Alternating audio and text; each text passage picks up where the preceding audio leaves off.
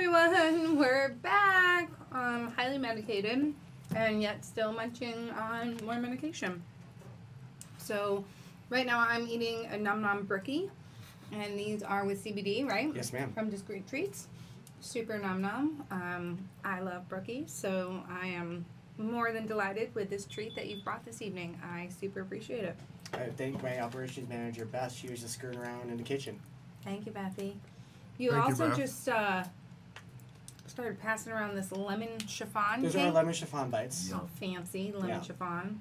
So I like lemon chiffon, but I'm a little bit parched to these. Way to go, Bethy. So I'll come back to these. Yeah.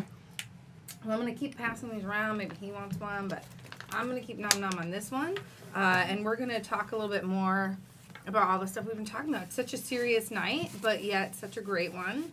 So I know there's so much happening in the industry. We talk about bills and things that we can do. I wouldn't say it's so much serious. It's very educational night. Mm-hmm. Yeah, but it's also serious. It's not a bad serious, though. Anything educational is serious because you're retaining, you're learning it, you're going to... Well, I think it's cool, and I think it's a demonstration of how relevant we've become. Yes. I agree. Right? I agree. As an industry, as a group, as a movement, as a culture. I mean, if you think about it, so you literally have presidential candidates that are making some of their key components of their platform based upon cannabis reform. It's amazing. You're talking about 10 years ago where it was like, absolutely no, out of the question, only the hippies in California and Oregon and those people, no.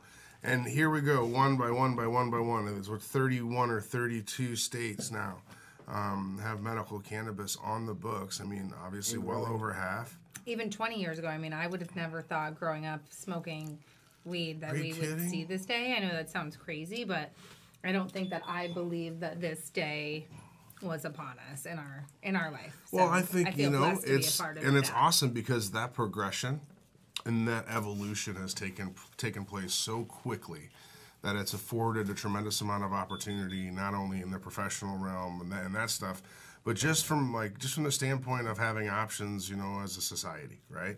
You're having younger people that now have options to make more natural choices and to go after a more natural regimen of treating some of their ailments, some of their issues, as opposed to the first thing I'm going to do is throw a pill down my throat, or I'm going to take the antidepressant, or I'm going to go that route before I try something else. Some of those kids, though, are having trouble verbalizing how this is medication, which is why we still need to keep up. And let me clarify, when I say kids, I mean over 18. I do not, unless it is a medical need from a diagnosed issue. There is scientific proof to support that it does impact developmental function to the brain when you're still developing your brain. So sorry, I just wanted to make sure before people think I'm saying But everybody should be down the hatch with it. I smoked when I was younger than that, and I don't think that I knew why I was medicating. It definitely helped me focus in school. It definitely helped me with concentration issues that I had that I didn't necessarily know how to deal with, or any of those things.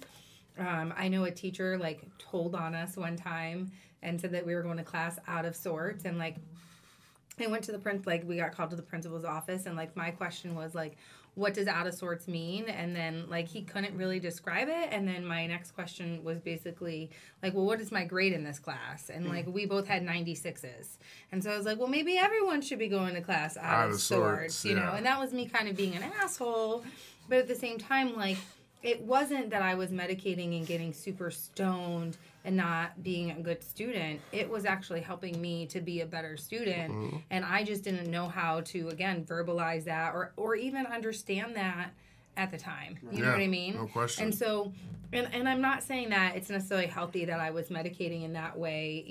I smoked a lot, and we probably did do it a little bit, recreationally. But again, I definitely think I did it very medicinally, and that if I didn't, I don't know that I would be in the places I am today. I don't know I would have went to college or had the grades I had in high school. And I think that there are kids that are 16 that are on Adderall or other medicine for ADD and stuff like that could definitely benefit from cannabis, even though they're not 18 yet, because those drugs equally do horrific things to you. And so, again, I think these are conversations that are very sensitive topics, but I think that there's 1,000,001 reasons why someone could need cannabis. And even migraines, if you're 16 and you felt the way I felt today and you needed to do an edible or anything to help you, I would What do you need? Yeah. What do you need? Because, I mean, what are the other options? And again, like, is it pharmaceuticals? Is that what we should be turning to if the solution is there in a plant? And so I just think, like, even with our youth, it's such a sensitive topic, but it's one that we need to be also embracing and having, because important. These kids need this medication too. Yeah. And, you know, think of what a difference it would be if when you were 16, instead of going to the dentist or anywhere else that gave you anxiety, you were giving this anxiety medicine. Someone did give you a little edible or something to chew on, you know. And again, I don't think a joint is the answer for everybody. I just want to be really clear. But I'm just saying, like, why are we not looking into this plant as a medicine and as what it really is and how beneficial it really is for everybody, regardless of how old you are? And again, maybe in different forms. So again, I'm not saying, you know, smoking's not good for everybody, right? So there's different ways, but I just think there's definitely I don't want to say a youth market, but a youth generation or niche that needs the conversation. Yeah. And I think you make a unique point, and certainly in your circumstance and in your case, you know, yes, we need to continue to look and consider that an alternative, and there very well may be an application, you know, for someone that is under 18. I think what would be important, though, is that if science at this point has recognized even any form or fashion of it impacting, you know, cognitive development over time, we need to continue to research that. But equally, and just as importantly, we need to continue to research where the applications are prudent, even under 18, where at least their parents or somebody can weigh in on the decisions, consider the pros, the cons, like they would with anything. And maybe there is, and maybe the concern is not as big of a deal as what we think it is now. But the reason that we really don't know that, Amanda, is really the core of the problem, is that America and the United States has not cut loose the brains to be able to research this, to have some scientific provenance to say this is warranted and this is safe, and we know we can do that, right? So we can only kind of make decisions, and certainly I think in the best interest of everybody, we kind of make those decisions as they're validly researched and proven and vetted, right? But also as it's profitable, because I'm going to be a jerk on this one, but like, football is known to cause cognitive behavior issues for kids and youth that play football, and we have plenty of youth sports out there and plenty of people making money off youth sports. So there's lots of, you know, so I agree, like, we have to make sure that we're testing things and making sure that we're not just giving this to anyone. And, you know, I think anyone could say they need any medicine for any reason, but I just think, again, it's just they're touchy areas, just like moms or pregnant women is you know, it's, and we're going to talk about it on our show in a couple weeks, you know, but like, these are areas, and like, if you're pregnant, why should you not be able to medicate, you know? I think it's one of the first options that should be considered above and beyond any other course of pharmaceutical treatment or anything like that. Without question. I think that, you know, science has proven, our body being hardwired to receive it has proven that it does not carry with it the deleterious effects or the health concerns that a lot of the other treatments would have. No question. Regardless of age. The first thing I was told when I told my doctor that I was thinking about trying for a child is you should just quit smoking weed and you should stay on all of your behavioral meds. Wow. That's pretty dismissive. I'm like, but it was like, there's a lot of beliefs and a lot of research that shows otherwise. Luckily, my pain doctor completely disagrees, but the high risk pregnancy doctor, that was the first thing that's out of her mouth. Yeah, looking at my I work with dozens and dozens of families that what it does for the pediatric patients is incredible, no doubt. And just I can't even begin to express that. You know, 5.5, 6 years ago, I'm running restaurants, and then a couple years later to be in the room to see a kid make eye contact with their parents for the first time because they now have some type of focus from a CBD application, or to be present for someone to win their fight or to go into remission or temporarily win their fight or have some wins in their fight with cancer, and to even be a part of that. I'm not a doctor. Nothing in my life suggests that I should ever have the pleasure of getting to have that kind of impact on a fellow human. And that's what I think is incredible for all of us in this industry, is we have the ability to educate and to spread kind of the word of cannabis and the medicinal benefits and really witness people kind of heal themselves. And it starts on the front line of the people that are kind of working for the industry, you know, as the bud tenders and stuff. And I think as a patient, I don't want to knock the industry, but it's not necessarily like I don't want to say like it's not welcoming. Dispensaries are welcome. Everyone's nice, right? Everyone's nice in the dispensary. But it's a very like informal transaction, right? I get a different bud tender every time. You could be a young guy like you, which for me might be very intimidating for me to tell you, like, I'm medicating because I'm migrating and I'm on my cycle and a million, like, all that stuff is not fun to tell you. You know, no offense to you. And then, right? Like, that's not, I don't, or even if I get ballsy enough to tell you, now the 12 other people around us have just heard us too, because there's no real personalization. That's a really good point. In the dispensary, right? There's a lack of customer care. Yeah, I mean, it's very transactional as opposed to, again, patient-oriented. And so, again, there's a lot of different products on the shelf, but, you know, I want a good deal, but I also want to, you know, I don't want to get something that works. Yes. So, like, I don't want the $3 thing because it's $3. I'd rather pay $5 if it's the better deal, but I also want to know that you're selling it to me for the right reasons. Yep.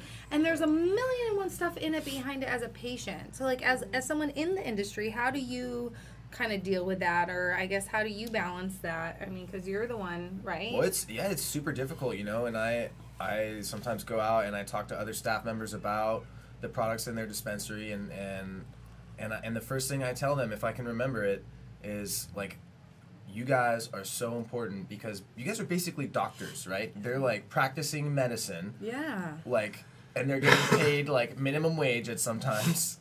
And so there's like all this stress and all this pressure, and people do come up to them and tell them their deepest, darkest things. It's a very intimate thing. Some of us do. Because you never get to have this kind of transaction with anyone else in the public way. Yes. Right? Like, so it's very intimate, these people that they come up and they say these things. And some people have never been there before, and they're a lot more, you know. And if you're overwhelmed, if you're like the grandma who's first time, or you know, you're a parent who's trying to get it for your son or your daughter for the first time, you have no idea. You're looking up at the shelf and there's all these lights and colors and brands, and you're like, what is what? And it's really hard for the bud tender, the doctor, to recommend intelligent products to diversify, because everyone's different, right? Your endocannabinoid is like your fingerprint, and it, you know, different delivery methods have different, you know, receptor sites that pick up different, you know, for sure. You know, what works for you won't work for me. Yes. So, and vice versa. It's like, it's so hard for them, you know? There's so much pressure, and it's so difficult for them to make intelligent decisions, and that's why most people that go to the dispensary are not looking for like real answers like that, you know? Yeah. There's sometimes they have no other choice, so you find those type of people, but they're usually really bitter and they're angry, and it's like difficult to deal with them because you're their last resort, and they've tried every other option, and now they're like upset, and then they come in there and they're like, oh, you know, this guy doesn't care about me. And that's a lot of pressure for someone who's making minimum wage to even be able to. I'm not trying to be a jerk in this way, but like, you're really not trained to do this. No, I mean, no, even if you take certifications from the best certification places, not training you're not trained. Yeah, that's not even part of how they kind of do business. It's not even part of the model in Arizona. Yeah, but even if, I mean, how much training could you even? We said here, it changes every day. How do you keep up? How would you even possibly train your staff? My mother says that dispensaries to her feel like convenience stores. Where you walk in, there's so many different brands on there. It's overwhelming to actually get a choice of a quality brand. And it's actually overwhelming to a senior citizen, to a person that has anxiety. You don't know anything, and it's a rush time. You feel that you're being rushed because they have a certain sale time that they got to knock down before the next person comes onto the queue system. Yeah, very much, because there's a weight to consider and things like that. And for me, that environment right there in and of itself, to be considerate of, oh, there's 15 people waiting, I got to make sure I have enough turn, I have enough bud tenders, enough retail stations, very much takes away from making the insightful recommendations that are impactful, that really truly alleviate symptoms. And this is one of the things, even from our laboratory standpoint, one of the things I spend almost a ton of my time on is doing patient consultations. And it's really just been word of mouth from other people that I've sat with and talked to. But it's not like I'm changing the world or reinventing or telling them the most insightful thing about cannabis. I'm telling them very much the basics that all of us probably know. Right. But they have a comfortable setting to sit there and say it, and they can take 30 or 45 minutes of my time. And then we are private. We're in my office, and I can ask them questions and be a compassionate human, and they will share with me some of the things you're dealing with, whether it's depression or whether it's, different things or how scared they are. I've had grown men cry in my office because they felt comfortable enough to finally say, I have issues and I wanted to address them. And we don't really set up an environment within the retail, part of this aspect of this to be very conducive for the patient to do that. Nor do many dispensaries, probably not many, if any, take the approach to where the training in the beginning is helping the bud tenders and the people that are going to make recommendations first understand how the chemicals within the plant impact the body, right? What symptoms they alleviate, what they relieve, and then those people can then ask insightful questions and say, what are you dealing with? What are you struggling with? Yeah. And then when you can start sharing and you understand, now I can start addressing symptoms. So now I can find on the very first try, I can find something that's effective for you. And you want to talk about patient loyalty and coming back and making sure they're always going to come back, is that you make sure the first thing they buy is effective.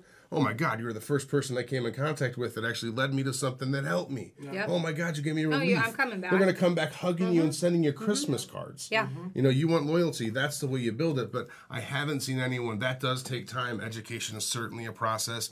And even, more importantly, is developing that program and rolling it out and avoiding turnover and all the things that go into being able to really institute that. And I put, quote unquote, into the culture of a dispensary. Right. Whoever does it, however, that's going to be a powerful thing. Even like bud tenders, if you go in as a patient, I've gotten into places where you sit around and there's 3 or 4 bud tenders and they're chatting and I'm sitting there and it's like, so again, like, am I a patient? Is my time valuable? So again, I think there's a lot of room for growth in our industry for sure still, right? Can you recognize this is kind of serious to me? Yeah. Like, this is my health we're talking about? Yeah. Like this is... like that way in my doctor's office too. Right. And it's sad. Yeah. It's almost like sometimes you feel like, am I a bother to you? Am I interrupting you? Because I swear I'm here to give you my money, And so I think that's another kind of part of it. And I also think within the industry too, as much as we want to educate, if it changes every day and we don't have like systems in place to change it, then you're almost like giving a bartender a whole new set of liquor bottles every single day and expecting them to be able to make drinks. Right. Yep.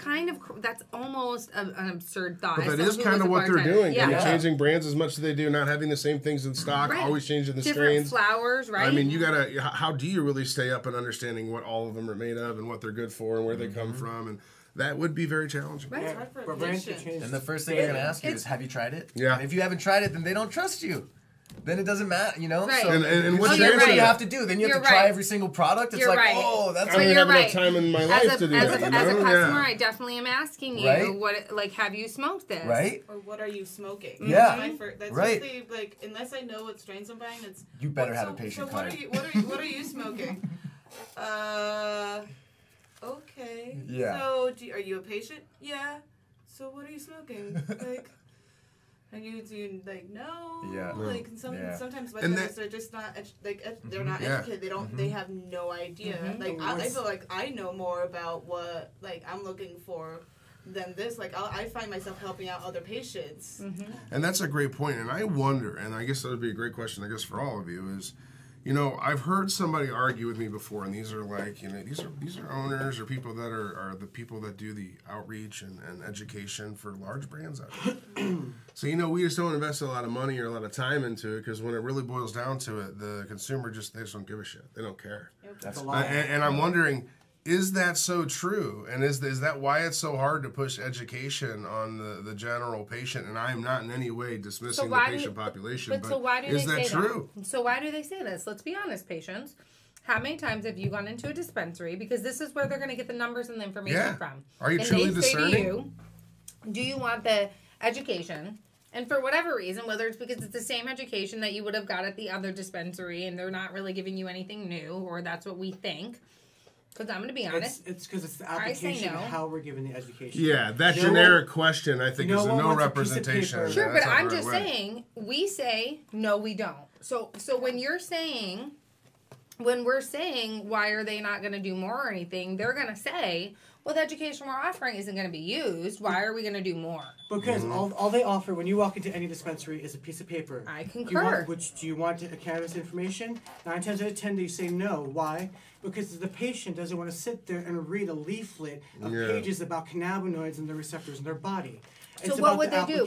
Would we watch a video? Educational vendor days. That's when they get their own brands. Half of these dispensaries have their own built-in brands. But then the brands sometimes only talk to you when you buy their product. I think it's. I'm just saying. I think and what I would love to see is a dispensary come up with where they literally have patient consultants that are separate from the retail people making the transactions. That should somebody at the retail counter say, I'd like to discuss this further, get further education, or discuss my symptoms, and I don't know exactly what I want or need, that you have somebody right there on deck to pull you aside to talk to you, to educate you. Yep. And that's what we're trying to do. Actually, I'm working with Herbal Wellness Center. April 26th, D-Treats and the Herbal Wellness Center are doing an education vendor day for patients, where brands, doctors, testing facilities of all over, we're putting invites to everybody, where they can come down and educate the uneducated people that are just new to this, people that are seasoned into this industry, bud tenders, owners. We want people, this is going to be no selling at any point. It's all educational basis. Cool. We're doing seminars, live demos on CBD products. What's isolate? What's the difference between water soluble and isolate? What's distillate? What's rosin? All these different things that people are just buying but really don't know. What's the process? What's BHO?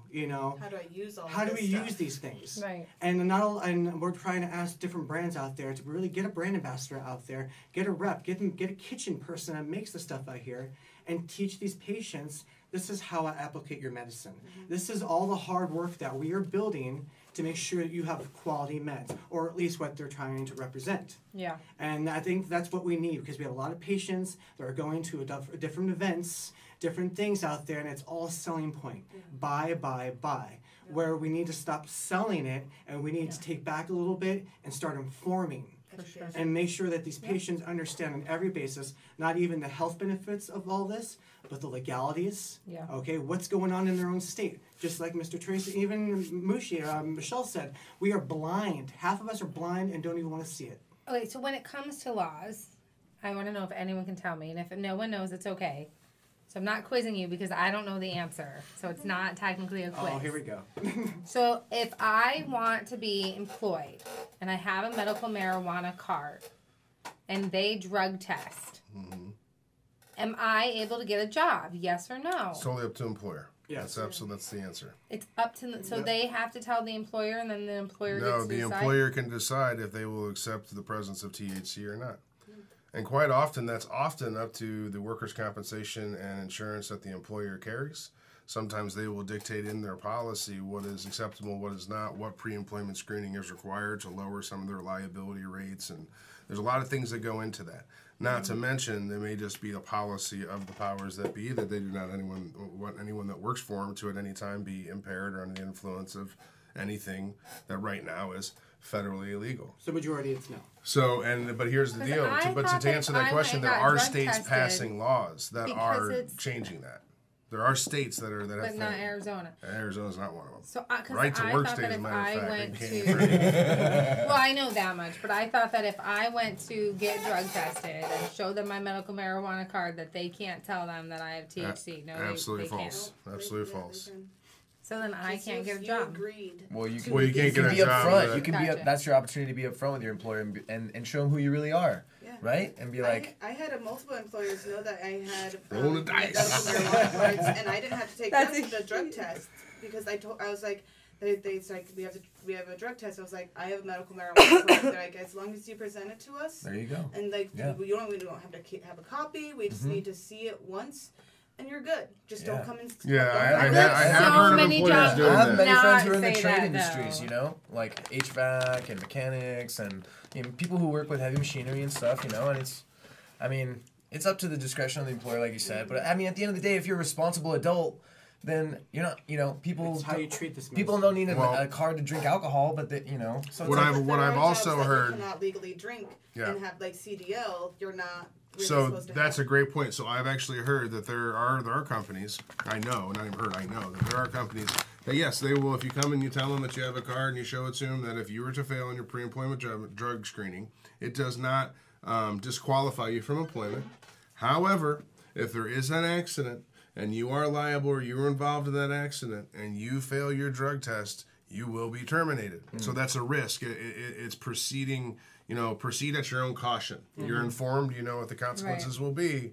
We're letting you know up front. And there are waivers involved. And there's a lot of things that companies will do to mitigate the risks that they're exposed to there. But when companies are trying to be more progressive and understand that this is, first of all, from a legality standpoint, state to state, it is legal. And I think a lot of them probably personally feel, if the majority of America feels that they support it, it's likely that majority of business owners also feel they can see where the application is. I'm still trying to convince people. I'm trying to still convince family members. Oh, yes, of course. My show is legit. But aren't all of you the weed people in your family, though? Aren't all of you like the weed people? So if anything comes up where it has anything to do with cannabis, anything to do with cannabis industry, like, oh, but my niece, my nephew, my brother, my son, my daughter, and then randoms are calling you and like, hey, so I had a question about CBD. It's actually, I just started a salve yesterday, and how it works. My hamstring really hurting. My cousins. It's like my second cousin. I haven't talked to you in 17 years. So I talk about CBD. I just met my 16 and 13-year-old cousins who live in Missouri / Kansas. Not that I don't love your cousins if you see this. Yeah. No, I love my cousins, but I just met them and they're like, can we be friends on Facebook? And I'm looking at their mom and I'm looking at them and I'm like, sure. No, I was like, you can't hide it. If I say no, the first thing we're going to do is go look me up. Let's just be real. So I was like, yes, but maybe not Instagram. Let's just keep it to Facebook. Let's start slow and we'll go from there. And then I hugged one and I'm like, and maybe don't talk about all the stuff you see on there. Thanks. That's when you gotta whisper to the teenagers. Don't tell them.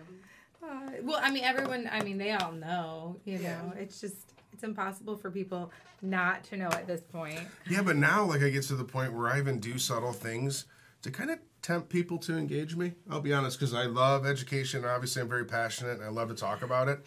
So, even when I go to pretty formal, highfalutin affairs, I'll make sure I wear, a weed lapel pin. It's a landmine. Yeah, it's a little cannabis thing. Or I'll just something. There'll be something. Rolling papers I'll have out on the bar. Something where I'll, tempt people into engaging me. Are you a cannabis smoker? And then the greatest thing is then you just start slicing down and dispelling stigmas, right?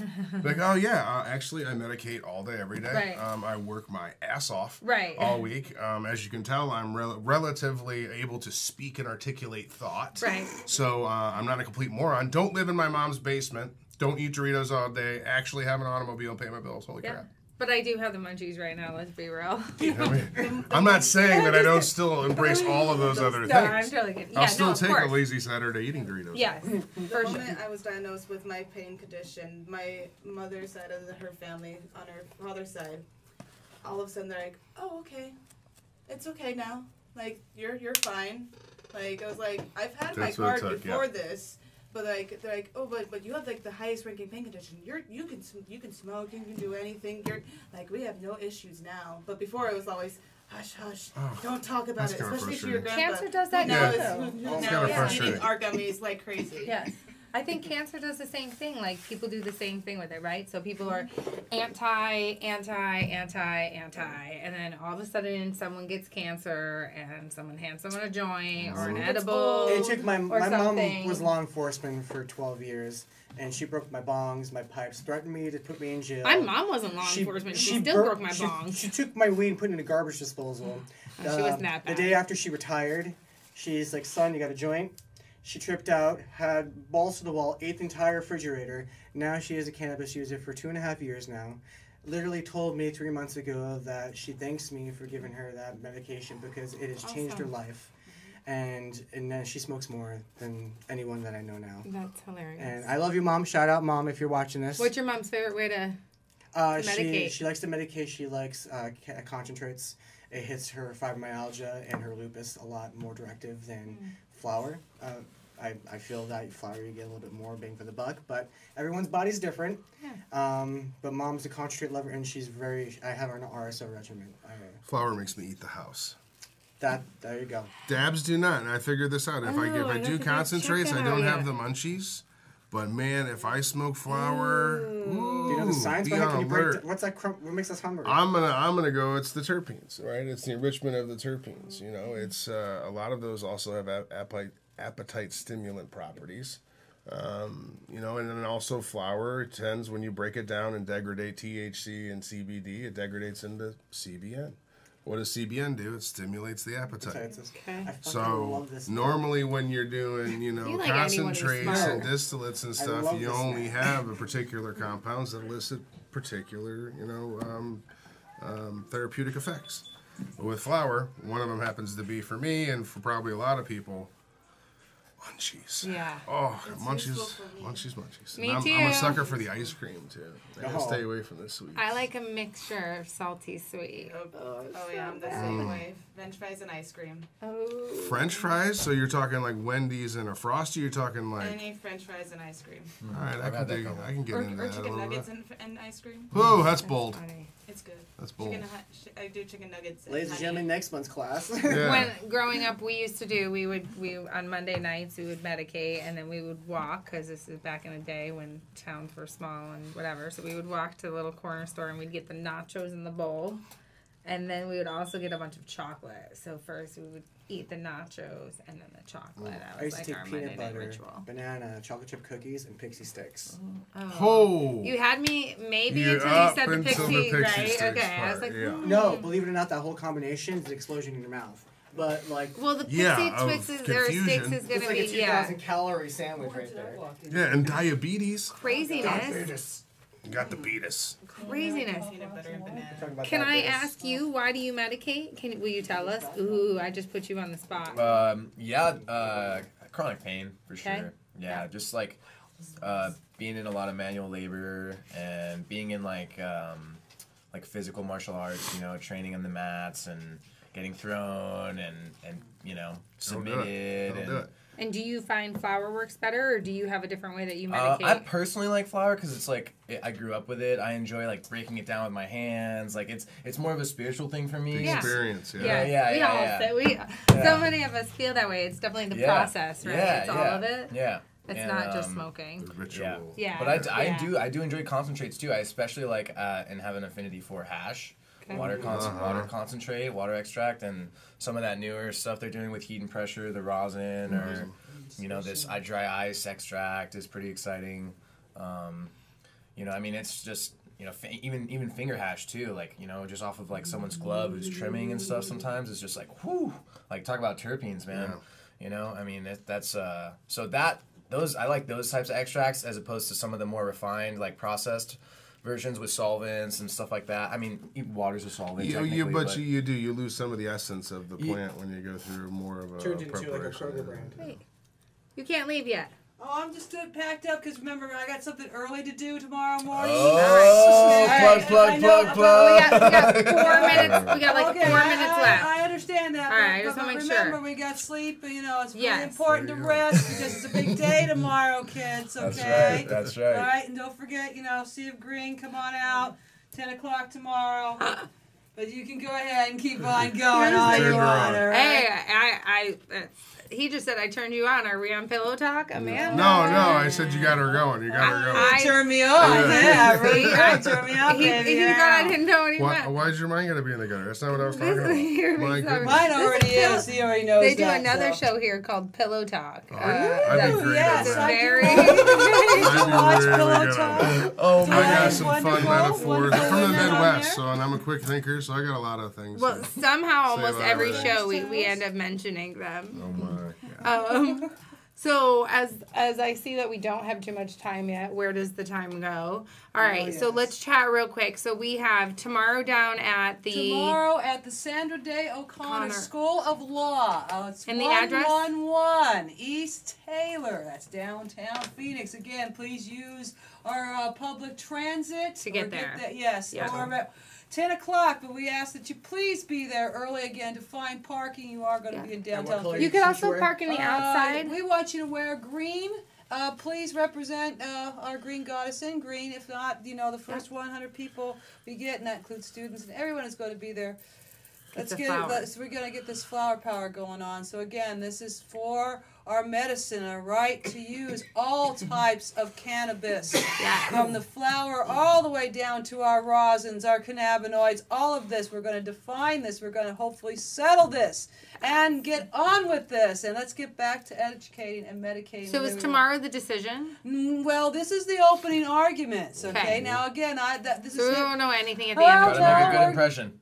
We're going to start talking. No, I just wanted to know. And we'll know more as this. Okay. Again, I'm new to this process as more as many others. So you'll come back and tell us more. Oh, we're definitely going to come back and tell you more. I'm sure we'll hear about Wednesday. Don't go anywhere. We're going to take some pictures before you go. Oh, well, thank you. Okay. Yes, but don't go again, anywhere. I'm only leaving because I need to rest up. Again, we need to be there on time. Dress your best. Get ready to watch something amazing. Yes. And so, Right on. I'm trying to ditch you, but hey, it is what it is. No, you're good. You're good. Yeah. So, as we wrap up the night, sorry, I don't know where the time goes as we chat and do all this stuff. I know it does, and we've covered a lot of things. Hopefully, so I'm like, I feel like we have. I think we did. Yeah. So, is there anything that you would like to add to the conversation, or anything that is super important that maybe you didn't get to say? I kind of do the same No, I thing. think we hit on like the passionate things that I'm, trying to get across. There's so much passion in this room tonight. Accountability, testing. Right. Responsibility and education. And I appreciate the, kind of insider perspective from someone who works in the industry and also is a patient too, because that's right. We're all patients at the end of the day. Yeah. And then, if, to have that kind of inside world of what it's like, and also to be able to hopefully, maybe when you go home, you could reach out to some of your fellow, workers and say, hey, if you're not busy tomorrow working, make sure you go show up, because again, it takes us all to kind of spread the word about it, right? So if you reach out to your friends in that industry and we reach out to our friends in this industry and vice versa, then hopefully we'll help create that movement and create the sea of green that Michelle wants to see. Yeah, so yay, thank you. Yeah, thanks for having me. Yeah, Thanks we'll for have having you me. come back again for sure. And then what about you, sir? What else? So tell us, Bill.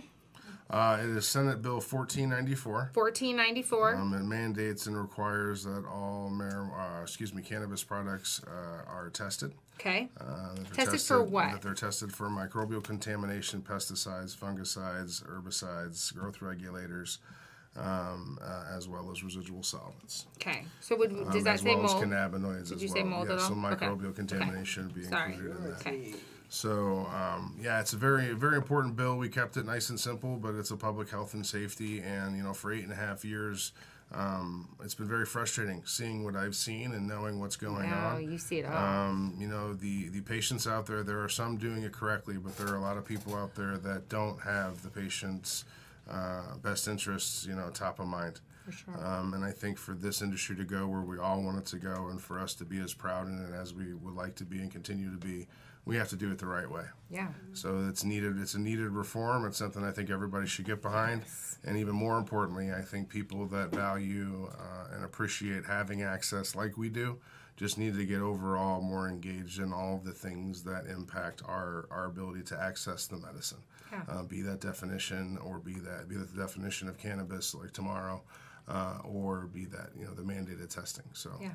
When is the bill 1494 go So 1494 will go in front of committee at some point this week. Okay. And then hopefully shortly thereafter it'll be scheduled to be heard in front of the House floor. Those schedules are kind of set like day before. It's not a lot of notice. Okay. But we did get notice yesterday that it was first read and assigned to Health and Human Services, I believe, committee. So if we were to write to our legislative, then we would say that we are pro Bill 1494. Yes, that we support it. And we would like them to also support Bill 1494. Is that correct? So like in basic SB terminology? 1494, and SB then there's also one is 2149. And that's a House Bill 2149, and that addresses the definition part of the cannabis and extracts. If for any reason the criminal courts, the Supreme Court goes the wrong way and sets a legal precedence to now outlaw extracts and concentrates. So very, very, very important topic. This is not something that impacts a few. This is literally 60% or so of what's sold out there. I say all and of a us. ton of very. So come check us out. It's free. It's free. It's gonna be a lot of fun. We're gonna have a vape and dab bar there. They're giving out CBD dabs Cool. for our patients. We're gonna also have a couple vendors. We're gonna have a tea tree buffet of edibles, Yay. and we're gonna have a free MMJ certification from MMJ Evals, our friends that like to sponsor us and help us out. Yay. And we just want to make it fun, educational for the patient, and just a good atmosphere for patients to kind of get their foot into what CBD is about. Yeah. And we can make it fun, incorporate a game with education. People retain knowledge a little bit easier. Yeah, no, that's a great way to do engaging and, again, kind of getting people to learn because, as we all already know, we don't want to read a boring pamphlet. So Right. we definitely need other interactive ways to do it. And so Yes, hopefully ma'am. things like a game would be it. So. Also on 420, we're going to do it at Nature's Meds and Nirvana for their 420 festivals, and we're going to be out there educating patients. Giving out samples as well for 420. And then the 26th of April, we're going to be doing that educational mixer at the Herbal Wellness Spot. So hopefully we can get a lot of people there. So if anyone is not busy on 420 that has the Bud card and maybe doesn't have obviously everyone who has Bud card has a cannabis card, but if the Fried Food Festival is that day, and Bud card members get a discount. Nice. So we'll be posting that on our website, but we just want to put that out there. Yeah, It's very stop it, family friendly event, fried food, as Amanda That on Munchies the definitely red. loves that. I want to say as we end the night, thank you to everyone here. Thank you so much to Screwed Treats. Thank you, Michelle. Thank you, Nick. Thank you, Ryan. Thank you, Megan. Thank you to my green screen team in the back. Thank you to the awesome guy behind the camera. Shout out to Undo. No one had to undo as of yet, so we'll Still early, still got a chance. We'll let you know if they do before we go. But so it's been a great night and a good show. We hope that you definitely learned. If you need to push rewind and regather any of the information, we encourage you to do so. Other than that, we just want to say thank you very much for watching the Bud Show and have a great night. Namaste. Yeah. Free it. Free the weed. Aloha. Free the AZ. Don't limit yourself to